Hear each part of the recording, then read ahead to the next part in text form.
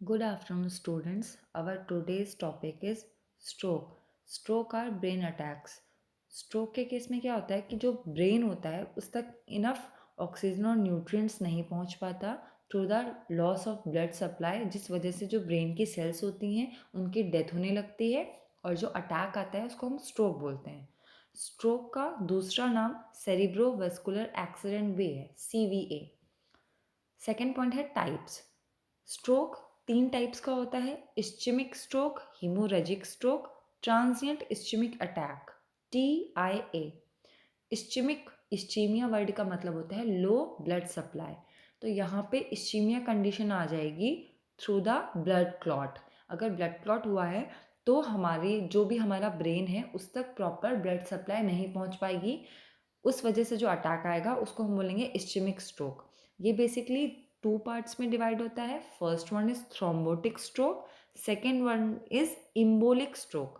Thrombotic stroke में thrombus का formation हो जाता है, जिस वजह से फैट डिपोजिशन हो सकता है या कोई भी ब्लड क्लॉट हो सकता है, जिस वजह से जो आर्टरी होती है वो प्रॉपर वे में ब्रेन को ब्लड सप्लाई नहीं कर पाती।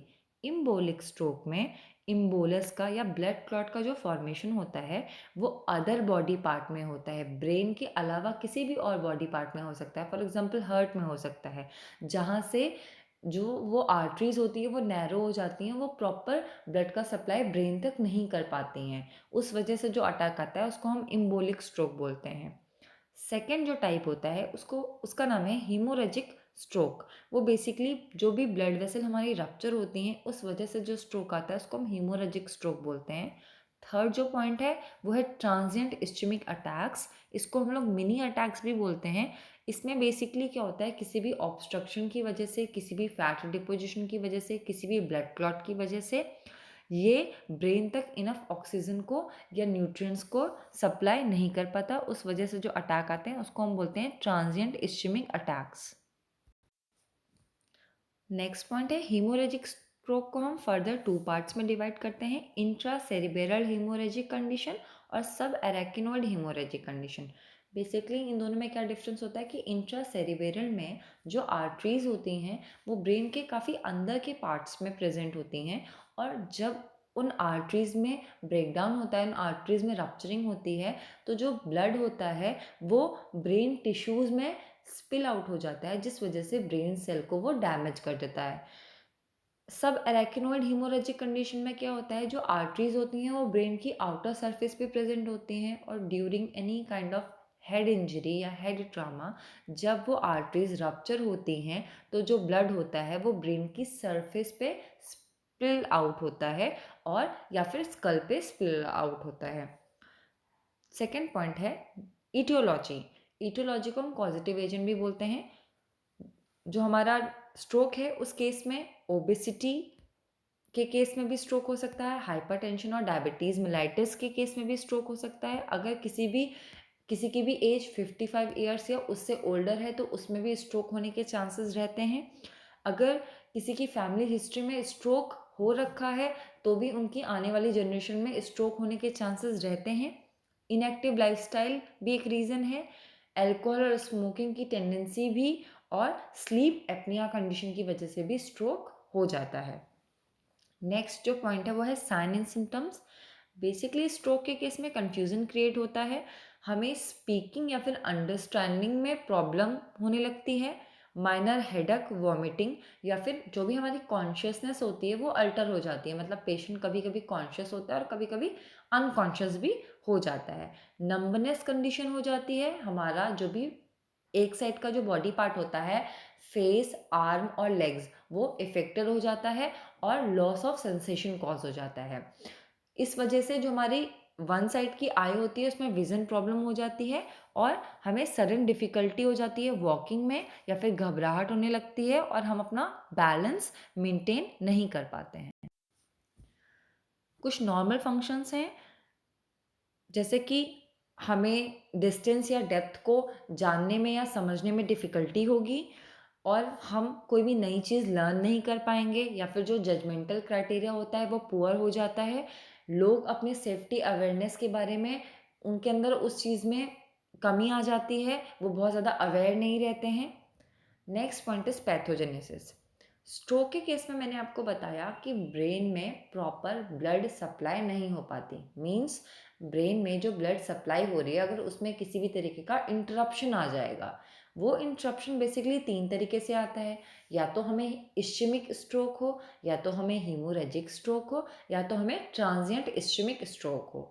इश्चेमिक स्ट्रोक के केस में या तो कोई ब्लड क्लॉट हो जाएगा या फैट का डिपोजिशन हो जाएगा हमारी आर्टरीज में। हीमोरेजिक स्ट्रोक के केस में आर्टरीज में रप्चरिंग हो जाएगी। और ट्रांजिएंट इस्चेमिक स्ट्रोक के केस में किसी भी तरीके का ऑब्स्ट्रक्शन हो सकता है, कोई सिस्ट, ट्यूमर, फैट डिपोजिशन हो सकता है। इन तीनों में से किसी भी रीज़न की वजह से जो ब्रेन होगा उस तक प्रॉपर ब्लड फ्लो नहीं पहुंच पाएगा। अगर प्रॉपर ब्लड फ्लो ब्रेन तक नहीं पहुंच पाएगा तो ब्रेन इनफ ऑक्सीजन और न्यूट्रिएंट्स का को रिसीव नहीं कर पाएगा, और ब्रेन की जो सेल्स होंगी उनकी डेथ होने लगेगी, और जो अटैक आएगा उसको हम स्ट्रोक बोलेंगे। नेक्स्ट पॉइंट है डायग्नोसिस। बेसिकली फिजिकल एग्जामिनेशन के थ्रू डॉक्टर ब्लड प्रेशर को चेक करता है या फिर ब्लड वेसल्स का एग्जामिनेशन करता है जो कि आइज के बैक में होती हैं, और वो बेसिकली इंडिकेट क्लॉटिंग को इंडिकेट करती हैं। सेकेंड पॉइंट है ब्लड टेस्ट। इसमें हम लोग ब्लड क्लॉटिंग टाइम चेक करते हैं, ब्लड शुगर लेवल चेक करते हैं, और इन्फेक्शंस चेक करते हैं कि ब्लड में कोई इन्फेक्शन तो कॉज नहीं हुआ है। थर्ड पॉइंट है CT scan, that is computed tomography. इसमें बेसिकली हम लोग एक एक्सरे करते हैं जिसमें हम लोग हीमोरेजिक कंडीशन, कोई भी सिस्ट या ट्यूमर या फिर कोई भी क्लॉट, उसका हम लोग डिटेक्शन इस प्रोसीजर के थ्रू कर सकते हैं। नेक्स्ट पॉइंट है MRI scan, magnetic resonance imagining. इसमें क्या होता है, पावरफुल रेडियो एक्टिव वेव्स या फिर मैग्नेटिक वेव्स के थ्रू उनको पास आउट कराया जाता है ब्रेन के पास, और ब्रेन की 3D इमेज बनाई जाती है जिससे हम लोग ये देख सकते हैं कि कौन सा ब्रेन का टिश्यू जो होता है या कौन सा ब्रेन का पार्ट जो है वो डैमेज हुआ है। नेक्स्ट है कैरोटिड अल्ट्रासाउंड। इसमें बेसिकली क्या होता है, जो कैरोटिड आर्टरीज होती हैं जो ब्लड फ्लो कराती हैं, बेसिकली नेक में प्रेजेंट होती हैं, उनमें कोई भी प्लेग का या फैट डिपोजिशन तो नहीं हुआ है, उस चीज़ का आइडेंटिफिकेशन करने के लिए हम लोग ये वाला टेस्ट करते हैं। नेक्स्ट टेस्ट है इकोकार्डियोग्राम। बेसिकली इसमें क्या होता है, हम लोग हार्ट का डिटेल इमेज चेक करते हैं और उसमें ये चेक करते हैं कि कोई भी क्लॉट तो नहीं हुआ है या कोई भी फैट डिपोजिशन तो नहीं है। लास्ट जो पॉइंट है वो है सेरिब्रल एंजियोग्राम। इसमें क्या होता है कि एक डाई को हम इंजेक्ट करते हैं ब्रेन की वेन्स में। उस डाई का काम ये होता है कि वो ब्रेन की वेन्स को बहुत ही क्लियर कर देती है, जिससे हम ये पता कर सकते हैं कि कौन से पार्ट में हमें प्रॉब्लम हुई है या कौन से पार्ट में क्लॉटिंग हुई है। नेक्स्ट पॉइंट है ट्रीटमेंट। बेसिकली इश्चेमिक स्ट्रोक और हीमोरेजिक स्ट्रोक के केस में थोड़ा सा डिफरेंट ट्रीटमेंट देते हैं। अगर हम लोग बात करें मेडिकेशंस की तो एस्प्रिन का यूज़ किया जाता है ब्लड क्लॉटिंग को प्रिवेंट करने के लिए, और दोबारा से जो स्ट्रोक होने वाले हैं उसके चांसेस उस एस्प्रिन देने की वजह से रिड्यूस हो जाते हैं। नेक्स्ट पॉइंट है intravenous injection of tissue plasminogen activator. इसमें बेसिकली हम एलटी प्लेस जो होता है उसका इंजेक्शन आईवी के थ्रू देते हैं, और वो बेसिकली क्या करता है कि जो हमारा ब्लड क्लॉट होता है उसको डिसॉल्व करने के लिए रिस्पॉन्सिबल होता है, और जो ब्लड फ्लो होता है उसको अच्छे से रीस्टोर कर देता है, वापस से प्रॉपर ब्लड फ्लो होने लगता है। नेक्स्ट जो पॉइंट है वो है रिहेबिलिटेशन टेक्निक्स। इसमें क्या होता है कि स्ट्रोक के केस में मैंने आपको बताया कि जो हमारा बॉडी का एक तरफ का पार्ट होता है वो पार्शली इनएक्टिव हो जाता है, तो उस चीज़ से हमें ओवरकम करने के लिए, फिजिकली और इमोशनली ओवरकम करने के लिए कुछ रिहेबिलिटेशन टेक्निक्स होती हैं, उनका हम लोग यूज़ करते हैं, जिसमें कि है speech therapy, physical therapy, occupational therapy, support groups, support from family and friends.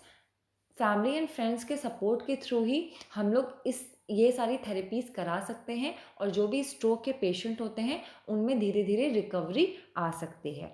Next point है हीमोरेजिक स्ट्रोक। इसमें बेसिकली हम लोग एंटी कोगुलेंट्स या फिर एंटी प्लेटलेट मेडिकेशंस देते हैं, for example warfarin. Next point है प्रिवेंशन। स्ट्रोक से प्रिवेंट करने के लिए हम लोग हेल्दी डाइट लेंगे, हमें अपना बॉडी वेट मेंटेन करके रखना पड़ेगा, प्रॉपर वे में एक्सरसाइज करनी पड़ेगी, टोबैको, स्मोकिंग या अल्कोहलिज्म का जो कंजम्पशन है वो नहीं करना पड़ेगा। हमें अपना ब्लड प्रेशर को मेंटेन करके रखना पड़ेगा। अगर किसी को भी डायबिटीज़ है तो वो अपनी डायबिटीज़ को मैनेज करके रखेगा। अगर किसी भी पर्सन को ऑब्स्ट्रक्टिव स्लीप एपनिया कंडीशन है तो वो उसका प्रॉपर वे में ट्रीटमेंट कराएगा। And the last point is complication. Basically stroke के केस में पैरालिसिस या फिर लॉस ऑफ मसल मूवमेंट हो जाता है। हमें बात करने में या फिर खाने में सॉलोइंग में डिफ़िकल्टी हो जाती है, हमारा मेमोरी लॉस हो जाता है, हमारा थिंकिंग एबिलिटी लॉस हो जाता है, कुछ इमोशनल प्रॉब्लम्स स्टार्ट हो जाते हैं, जैसे कि क्योंकि बॉडी का एक तरफ का पार्ट एक्टिव मोड में नहीं रहता है तो पेशेंट को फुल्ली दूसरे पे डिपेंडेबल होना पड़ता है अपने हर काम के लिए, तो वो उसके लिए डिप्रेशन कॉज कर देता है। कभी कभी पेशेंट को सीवियर पेन भी होता है और लॉस ऑफ सेंसेशन भी होता है बॉडी के पार्ट्स में। उसके अलावा पेशेंट में डिप्रेशन की वजह से पेशेंट का बिहेवियर चेंज हो जाता है और उसकी जो सेल्फ केयर की एबिलिटी होती है वो लॉस हो जाती है। Thank you.